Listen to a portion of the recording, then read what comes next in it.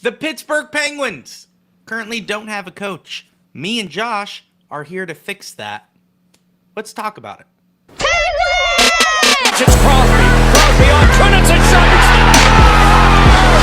Penguins win it!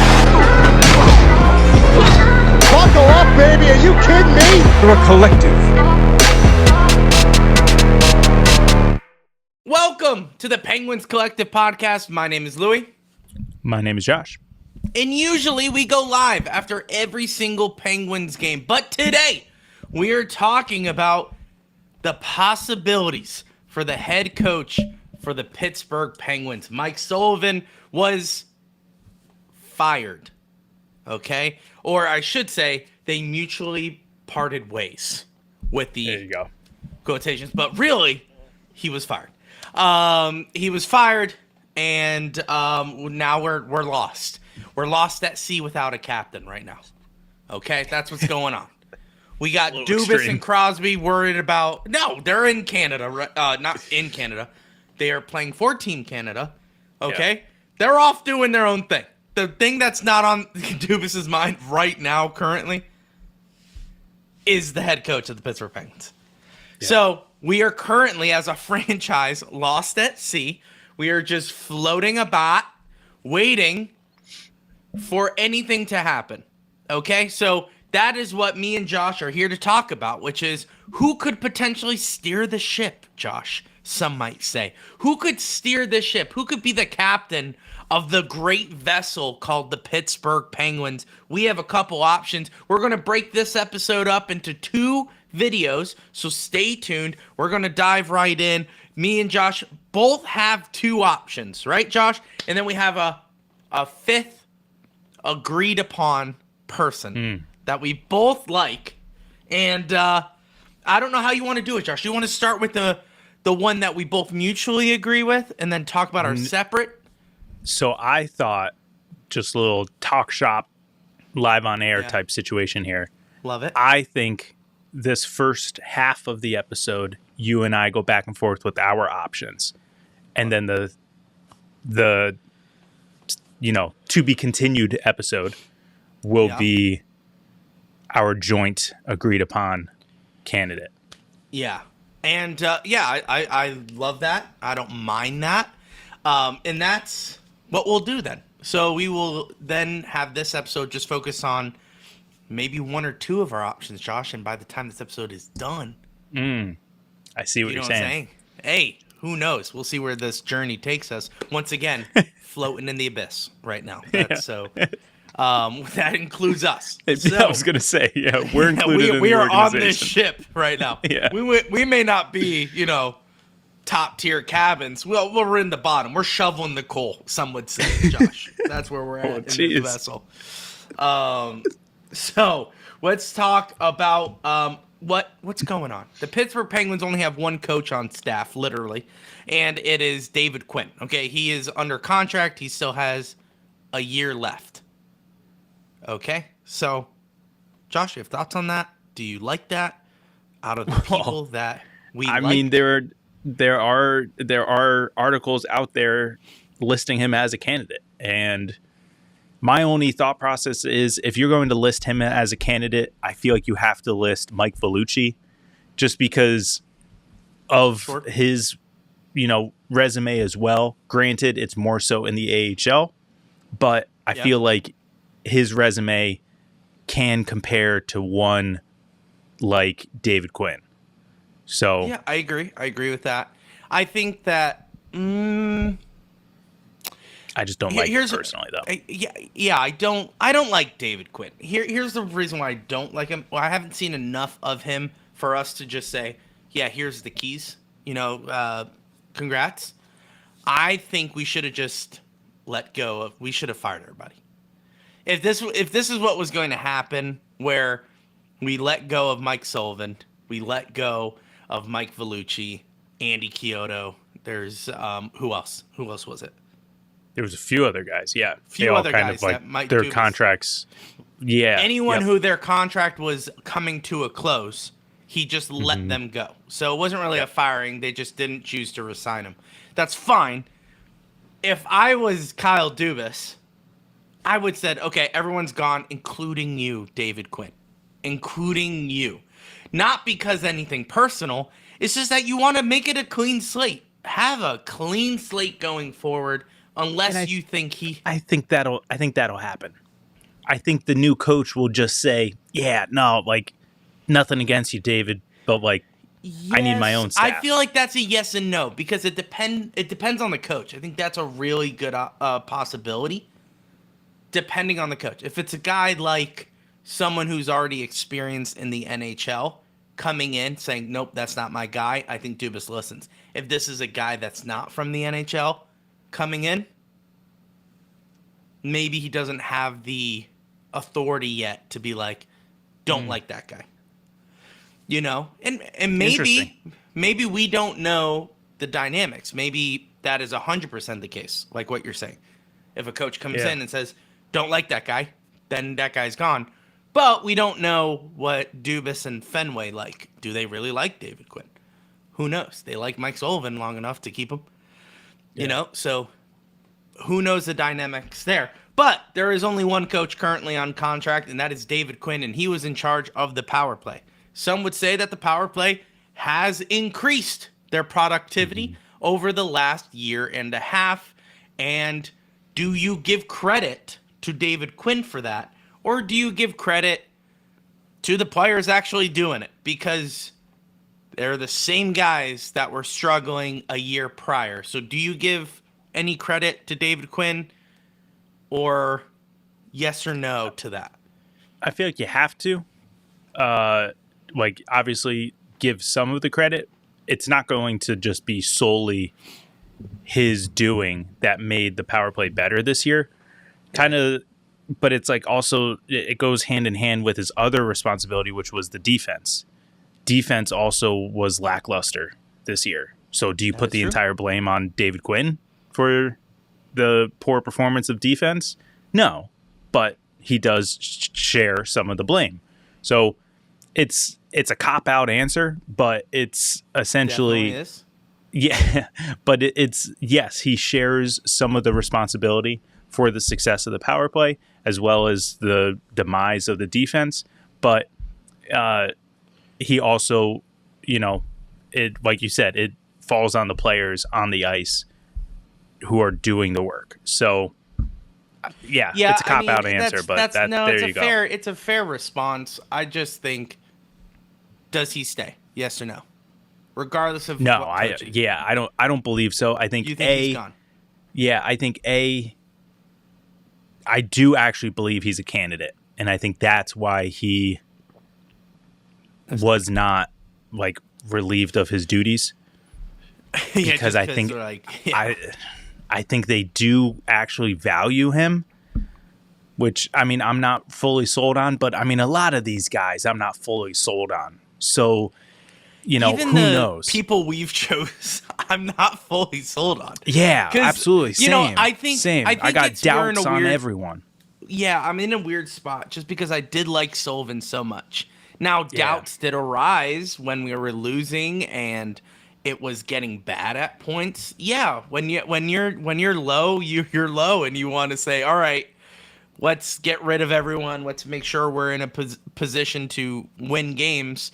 But now Kyle Dubas is saying, hey, we want to be competitive, but not right now, but as soon as possible. So God only knows what that means. Because not one person on Penguins Twitter can tell us what that means. Everyone just keeps on referring to this as the plan. But we don't know what that means. So does Dubas get a guy who wants to win now and wants to pursue it? Or is he just looking for a filler? Yeah. And I don't know what that means, and we could talk about that. But I got one of each. That's how I approached it. That's fair. I think we're still used to Mike Sullivan. Mike Sullivan has blessed us for these 10 years. He's a great head coach. The reason why we know is he got hired literally like an hour after he got let go. Okay? It's not like any of these other coaches that, he got let go. Where will they end up? It's like everyone knew. Two possibilities. Actually, it was only one. New York Rangers or Boston Bruins, but Boston Bruins already got their guy. So it only pointed towards the New York Rangers. But it was immediate. It was almost immediate. And that just proves Mike Sullivan was a really good head coach. So in the lows, yes, you want someone to get fired. You don't know the plan of Kyle Dubas because we were in this getting used to Mike Sullivan. And Mike Sullivan was here for 10 years. And there's not replacing that. He's the most winningest coach in Penguins history. So we do have to appreciate that. We have held on to that for a long time. So with that being said, there's going to be doubt in every single human being that we interview for this job. They are not Mike Sullivan. They are not. They do not have the backing of the fans because we don't know them. You know, I honestly thought Mike Vellucci would be a person because we know him and he has a great resume. Mike Vellucci. I would like him to be a candidate, but he's not on my list though. He's not on my list either. He's not on my list, and because it's not a good look that he wasn't retained. Right, like you can't just be like, sorry, we're not renewing your contract, but we still want to just stick around. Can you just stick around like an hour? That doesn't make that's like someone firing you on Monday and expecting you to stay until Friday to finish up your work week. Do you know what I'm saying? That happened to me. Kind of. And you're like, but you just fired me. It's like, yeah, but we got a lot of work to do. It's like, then you shouldn't have fired me today. You know, like, I'm like, what do you want me to do? And I think that's Mike Vellucci. You fired me. Yeah, but you know, like if you want to be a part of this team, you know, can you just stick around? And I'm sure he's like, no, I'm going to go pursue other things. Screw you kind of mentality. And kind of tying that in with David Quinn, that's exactly why I feel like David Quinn is a candidate because they still kind of are holding on to that. So maybe that's why he's still here, and because he does have an opportunity to interview for the coaching process. So with that being said, longest intro in the world, let's start. Let's start with this interviewing process. Forget Kyle Dubas. Forget everything. We, Josh, are in charge. Mm-hmm. All right, so here is the candidates that we would like to see interviewed for the head coaching position of the Pittsburgh Penguins. Josh, why don't you start us off? Okay. And tell the people. My first one, I kind of alluded to, I kind of feel like this would be a holdover guy, not someone that you would want for the long haul, essentially. Interesting. But someone that, you know, has NHL experience, has experience with superstars, and kind of just feels like he can ride the wave. And that what's would be that wave? Can you explain that wave? Of a possible rebuild. Yeah, that's okay. All right. Yeah, just want to get clarification. Yeah. Because I know these keyboard warriors as they're called, are ready. They're ready to go. So with that being said, this riding the wave, who is this? I'm going with Jay Woodcroft, former Edmonton Oilers head coach. Recently, back in 2023, he was fired at the start of the 2023-2024 season. Of course, once he got fired, Edmonton bounces back, and they made it all the way to the Stanley Cup final, where they lose. But, I mean, he was kind of a similar path to Mike Sullivan. He was the AHL coach of the Edmonton Oilers. They bring him up, takes over the reins of the Edmonton, the NHL level of Edmonton, and then, just success. Now, you can say that it's because of the talent that's on the ice. You could have also said that about Mike Sullivan with the Penguins. So, if you're going to go that route, I would literally just say this guy just seems like a very similar, route as Mike Sullivan, like in terms of his journey. Now, the only thing that just worries me is that he's more so of like a player's coach. And the only reason why that worries me is just because I don't know how the current players would handle him. You know what I mean? It kind of seems like it was, and others, because it kind of seems like it was a situation like I'm going to tie these two together throughout this analogy. Okay. So like Mike Sullivan, when he got called up, he called up his guys too. So it was like, it was a little bit of the holdover team from, Mike Johnston. And then he brought up his guys to help blend it. And then, just like a year or two later, it just became pretty much all of Mike Sullivan's guys. I feel like that's how it was in Edmonton. So like when they say players coach, it's like, okay, but like they were kind of his guys, So it's like, right. How is that going to correlate with a fresh new team? How does that work? So that's where I'd be interested. That's why I'm like intrigued, because of how he handled the personalities and everything with Edmonton. I think he would be okay with us in terms of, Crosby, Malkin, Letang, Carlson, list goes on. Okay. Who's going to be here? Who's not? I don't know. We'll find out. But that's my first option. Jay Woodcroft, formerly of the Edmonton Oilers. What are some accolades? Do you have any accolades? Maybe a quick rundown. I mean, the only thing that I really see of him, like, early on in his coaching career, he won a Stanley Cup as a video coach with the Detroit Red Wings. Nice. He was like, he got to the Western Conference Finals in 2022 with the Edmonton Oilers, but nothing in terms of like, coach of the year success or nothing like that. Obviously, a lot of what is out there is just that like he's like a defensive not defensive coordinator, but like focuses on like defensive. We do need that. So that's kind of why I thought about him.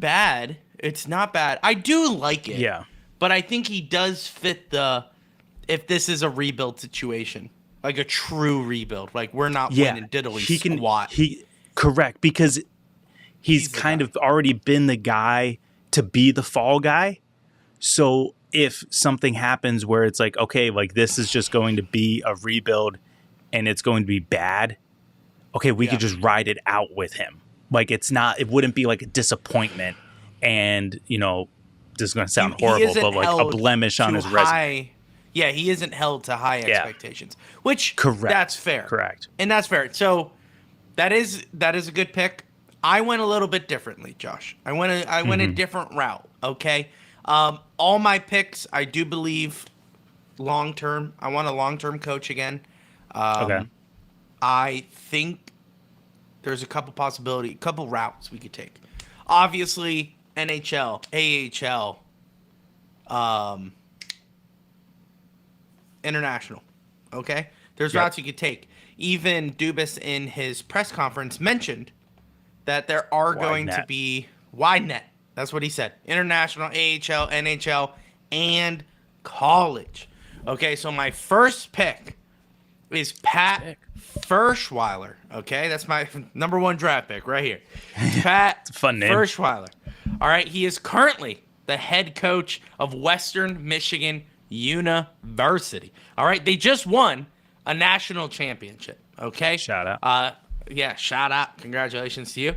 And he won the Spencer Penrose Award, which is the NCAA Coach of the Year award, for doing that. Sense. Okay? Yeah. So he just made it. He's been the coach since 2021 there.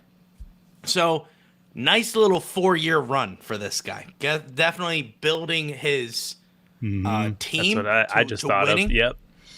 He's building it. Not only that, pretty dominant. All right. In the 2024-2025 season, a whopping 34-7-1 record. Okay, so Nice. yes, you could definitely say that's talent, but like we just said, since 2021, dominant team. His overall record, if you're curious, 104, 50, and 26.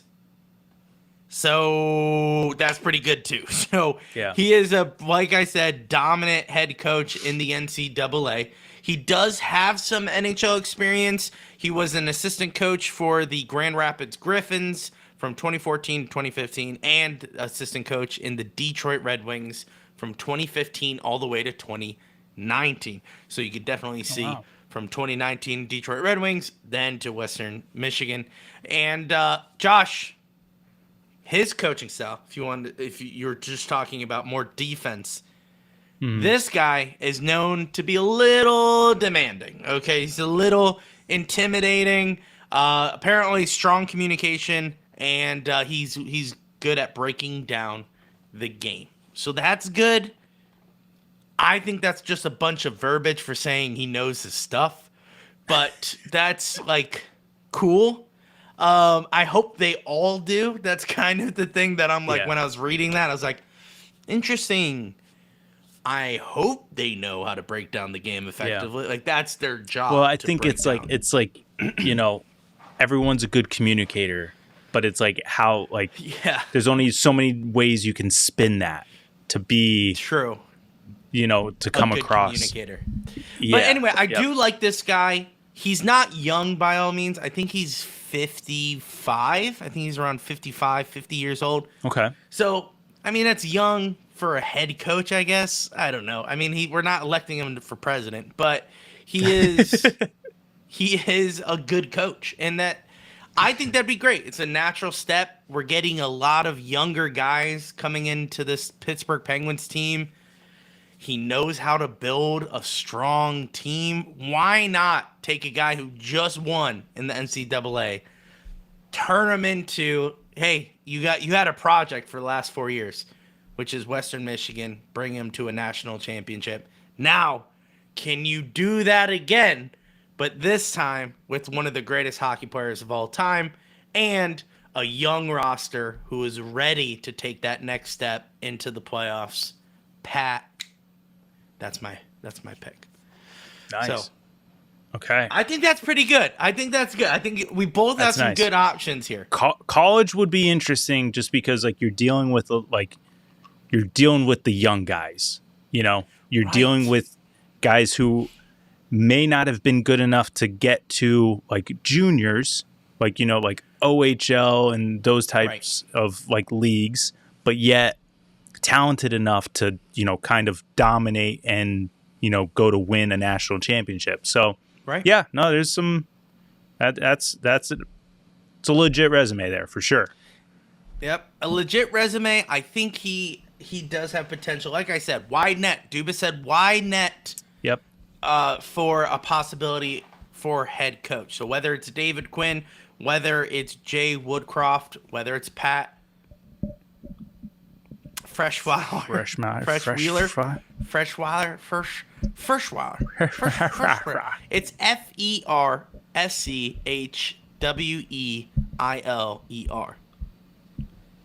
Freshweiler? Yeah, Freshweiler. Sure, that sounds good. Yeah. But we'll figure it out when he gets hired for head coach. Nice. Pittsburgh Penguins. I like the way you spun that. So, we're going to wrap up this episode. This is the end of part 1, Josh. Part 1, this is here. And then we'll see you in the next video, where it's part 2, where Josh and I will once again go back and forth getting our picks, and then we have a final pick that we both agree on. Okay, when we were doing our research, we were like, what about this guy? And we were like, well, he's on my list. So I said, let's talk about it. But guys, thank you so much for watching this episode.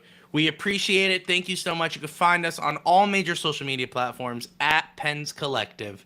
And make sure you join our Discord. And Josh, what am I forgetting?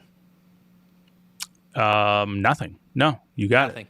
We nailed it. Well, guys, we'll see you in the next episode. And as always, let's go Pens. It's Crosby on Trinity shot.